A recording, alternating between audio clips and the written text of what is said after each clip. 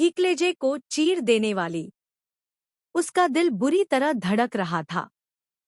वह सोच भी नहीं सकती थी कि उसके साथ ऐसा हो सकता है। किसने की होगी ये रिकॉर्डिंग? कब? क्यों? और अब क्या करे? उसकी आंखों में डर के साथ साथ अपमान का सैलाब उमड़ आया। उसने धीरे से बुदबुदाया, शब्दों में घबराहट, बेचैनी और टूटा हुआ आत्मसम्मान साफ झलक रहा था। उसे समझ नहीं आ रहा था कि वह इस परेशानी से बाहर कैसे निकले। इतनी बड़ी रकम उसके पास नहीं थी, और इस बात की भनक अगर उसके माता पिता को लग गई तो वह उनके सामने नजर भी नहीं मिला पाएगी। उधर उसी घर में कहीं और लक्ष्मी और कार्तिक किसी और मुश्किल में उलझे हुए थे। लक्ष्मी बार बार कमरे के चारों कोनों की ओर देख रही थी, अलमारियां खोल रही थी, फर्श को ठोक पीट कर देख रही थी, मानो कोई छिपा हुआ खजाना खोज रही हो।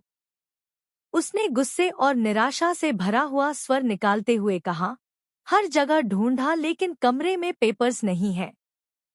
और अब मुझे लगता है कि उसने वहां रखे भी नहीं होंगे।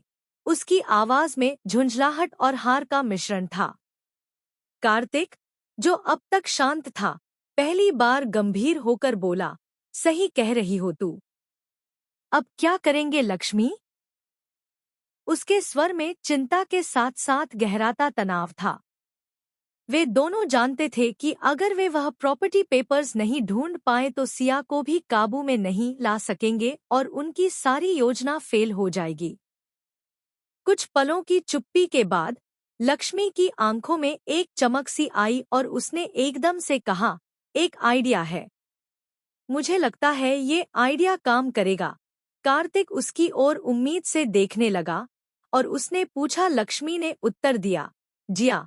बस इतना सुनते ही दोनों को समझ में आ गया कि अगला कदम क्या होना चाहिए। जिया इस वक्त घर के मेन हॉल में थी और उसके चेहरे पर आत्मविश्वास की मुस्कान थी, जैसे उसे सब पता हो कि बाकी लोग क्या सोच रहे हैं, क्या करने वाले हैं और क्या छुपा रहे हैं।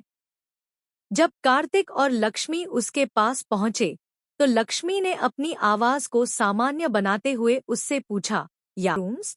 उसके स्वर में विनम्रता थी, लेकिन आंखों में उत्सुकता और चालाकी भी। जिया थोड़ी चौंकी, फिर मुस्कराई और बोली, या। उसने फिर खुद ही कहा, या, आप सारे रूम्स देख लीजिए। उसकी यह बात सुनकर कार्तिक और लक्ष्मी को थोड़ी राहत मिली, लेकिन वे जानते थे कि जिया यूं ही इतनी आसानी से किसी को अपने सारे कमरे दिखाने की अनुमति नहीं देती, खासकर तब जब बात प्रॉपर्टी से जुड़े दस्तावेजों की हो। जिया ने जैसे ही कह तभी संजना आंटी वहां आ गईं और चौंकते हुए बोली, पर जिया ने तुरंत स्थिति संभालते हुए कहा, कुछ नहीं संजना आंटी। वो क्या है ना कि कैट और विक्की दोनों दिल्ली शिफ्ट हो रहे हैं और वो अपना घर खरीदना चाहते हैं, इसलिए अपना घर कह दिया। वह जानती थी कि ज्यादा बातें करने से संदेह बढ़ सकता है।